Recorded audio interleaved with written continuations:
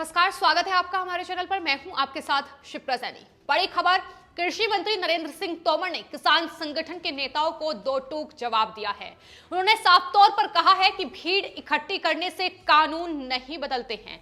तो एक बार फिर से किसान आंदोलन पर टिप्पणी करते हुए कृषि मंत्री नरेंद्र सिंह तोमर ने वही बात दोहराई है। उन्होंने कहा है कि किसान यूनियन बताए कि आखिर इन कानूनों में किसानों के खिलाफ क्या है और सरकार उसमें संशोधन के लिए पूरी तरीके से तैयार है। तो देश में किसान आंदोलन चल रहा है। राकेश टिकैत एक के बाद एक नए हथकंडे अपनाते नजर आ रहे हैं कि आखिर किस तरीके से जो किसान आंदोलन फीका पड़ रहा है उसे एक बार फिर से मजबूत किया जाए। लेकिन वहीं कृषि मंत्री नरेंद्र सिंह तोमर ने मध्य प्रदेश के ग्वालियर में पत्रकारों से बातचीत करते हुए जब उन्होंने किसान आंदोलन को लेकर उनसे सवाल किया गया तो उन्होंने एक बार फिर से वही बात दोहराई है कि दरअसल भीड़ इकट्ठी करने से कोई कानून नहीं बदलता है। अगर ऐसा होता तो भीड़ इकट्ठी करके हर एक कानून में बदलाव की मांग की जाती।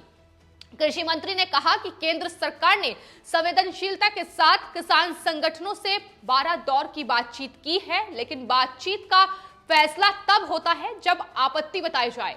यानी हर बार केंद्र सरकार की ओर से, फिर चाहे वो प्रधानमंत्री नरेंद्र मोदी हो या कृषि मंत्री नरेंद्र सिंह तोमर हो, हर एक केंद्रीय मंत्री की ओर से विपक्ष और साथ ही किसान संगठन के नेताओं और किसानों से इस बात को पूछा गया है कि आखिर वो बताएं कि इस नए कृषि कानूनों में क्या गलत है, किस चीज के लिए वो संशोधन चाहते हैं। तमाम चीजें पूछी गई हैं, लेकिन जवाब एक बार भी नहीं मिला है। और यही वजह है कि कृषि मंत्री नरेंद्र सिंह तोमर ने एक बार फिर से वही बात दोहराई है कि दरअसल किसान यूनियन के नेता ये बताएं कि आखिर इस कृषि कानून में गलत क्या है और उसके बाद ही कोई फैसला लिया जाएगा। जब आपत्ति बताई जाएगी तभी या तो कृषि कानून में संशोधन होगा या फिर आगे की राह वो इसमें देखेंगे कि आखिर क्या हो सकता है। लेकिन फिलहाल कृषि कानूनों को लेकर किसान यूनियन की तरफ से कोई भी जो बातचीत है वो किसान केंद्र सरकार के साथ नहीं हो रही है।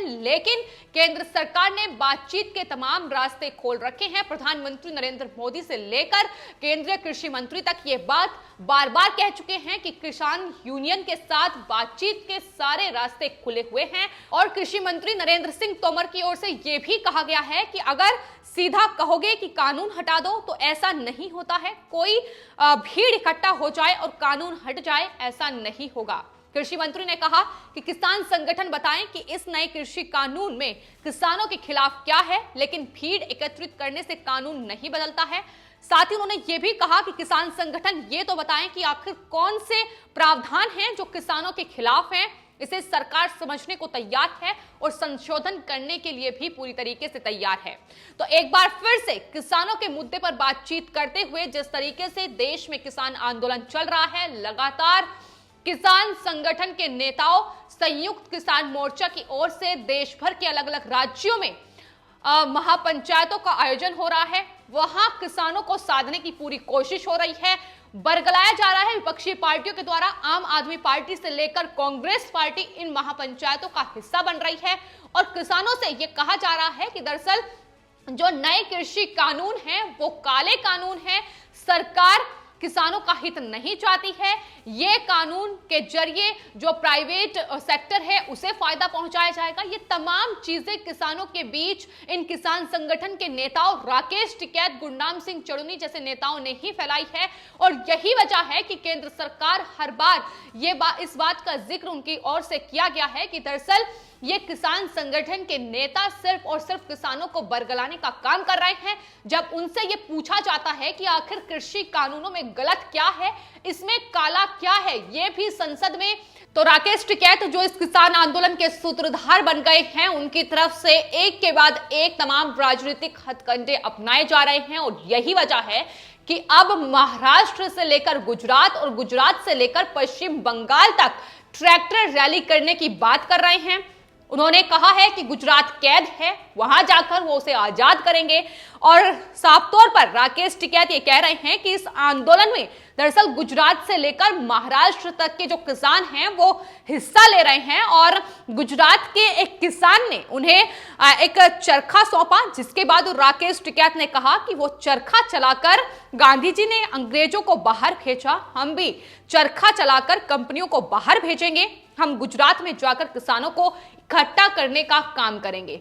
तो अब ये पूरी राजनीतिक खेल खेलने की कोशिश की जा रही है। जाहिर तौर पर गुजरात में जिस तरीके से बीजेपी लगातार सत्ता में है, तो वहां लगातार निशाना अब बीजेपी सरकार पर साधा जा रहा है। साफ तौर पर राकेश टिकैत जो रणनीति अपना रहे हैं वो ये बता रही है कि विपक्ष के साथ मिलकर वो किस तरीके से सिर्फ और सिर्फ उनके निशाने पर बीजेपी है, उनके निशाने पर वो राज्य हैं जिनमें बीजेपी लगातार पुरजोर कोशिश कर रही है कि सत्ता हासिल की जाए। तो राकेश टिकैत उन्हें साधने की कोशिश कर रहे हैं।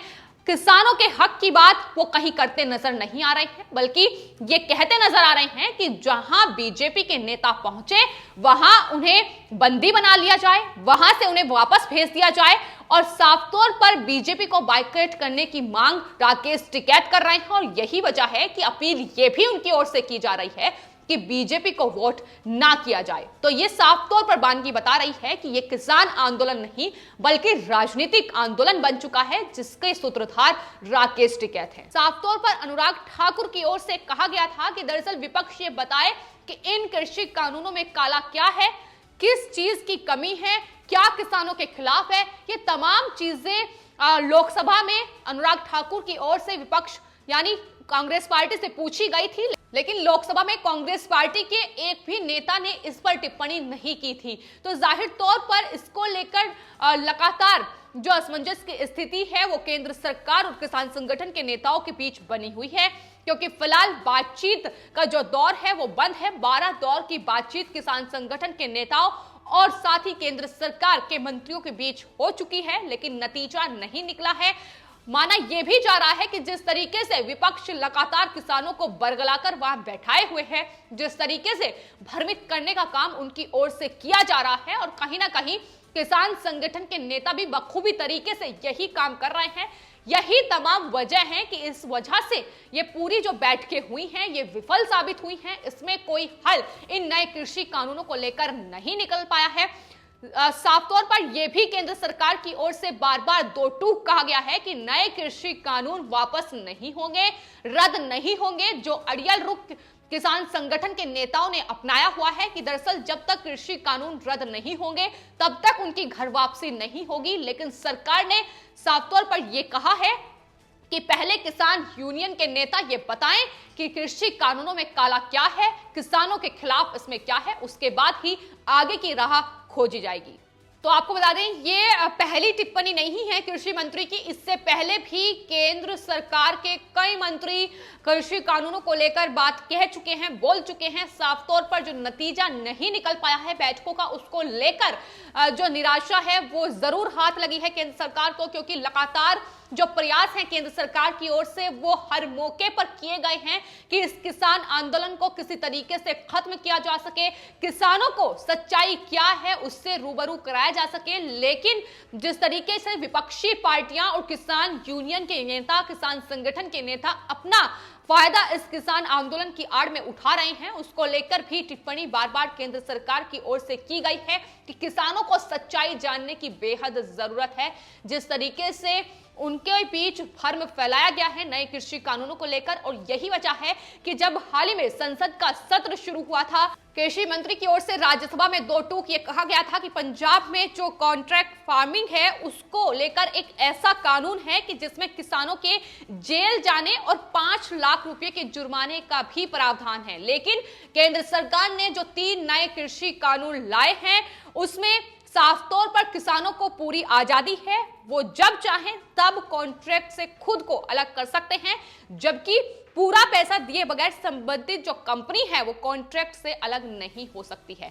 तो इसको लेकर जो कांग्रेस के सांसद हैं दीपेंद्र सिंह हुड्डा, उनके बीच और केंद्रीय कृषि मंत्री नरेंद्र सिंह तोमर के बीच राज्यसभा में तीखी बहस देखने को मिली थी। साफ तौर पर यह कहा गया था कृषि मंत्री की ओर से कि जब कांग्रेस पार्टी अगली बार संसद में पहुंचे तो वो थोड़ा ज्ञान लेकर पहुंचे कि किस तरीके से भरपूर ज्ञान की कमी उनके नेताओं में है। इसकी बानगी संसद में, राज्यसभा से लेकर लोकसभा में देखने को मिली। जिस तरीके से उनके खुद के ही नेता राहुल गांधी बजट पर बोलने से ही कतरा गए और लोकसभा से भागते नजर आए, तो ये तस्वीर है, ये असलियत है जिसे किसानों को समझने की बेहद जरूरत है कि ये जो जनसभाओं के जरिए जो सड़क पर लगातार किसानों के बीच पहुंचकर जो चिल्लाते नजर आते हैं कि वो किसानों के साथ हैं और वो बॉर्डर्स पर डटे रहें, कांग्रेस पार्टी उनके साथ खड़ी रहेगी, ये तमाम चीजें किसानों को बरगराने के लिए कांग्रेस पार्टी की ओर से लगातार कही जा रही है।